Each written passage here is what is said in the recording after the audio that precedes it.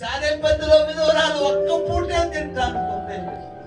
Bank balance లేదు, ఇంట్లో సరుకులు లేవు, కుటుంబాన్ని ఎలా నడిపించాలో తెలియట్లేదు, పిల్లోడిని ఎలా బ్రతికించుకోవాలో తెలియట్లేదు. అయితే ప్రభు మీద ఆధారపడి ఉంది. ఉన్నట్టుండి ప్రవక్తని దేవుడు పంపించాడు. అదే దేవుణ్ణి ఉదయకాలం నీవు కలిగి ఉన్నావు, నేను కలిగి ఉన్నాను. ప్రభువుతో మాట్లాడదామా? ప్రభువుతో మాట్లాడగలవా నీవు? ప్రభు నీ మీద ఈ దినాన్ని దృష్టించి ఏ దారిద్ర్యమైతే ఉందో అది కారణము గల యేసులో ప్రతి దారిద్ర్యాన్ని కొట్టివేస్తా ఉన్నాడు.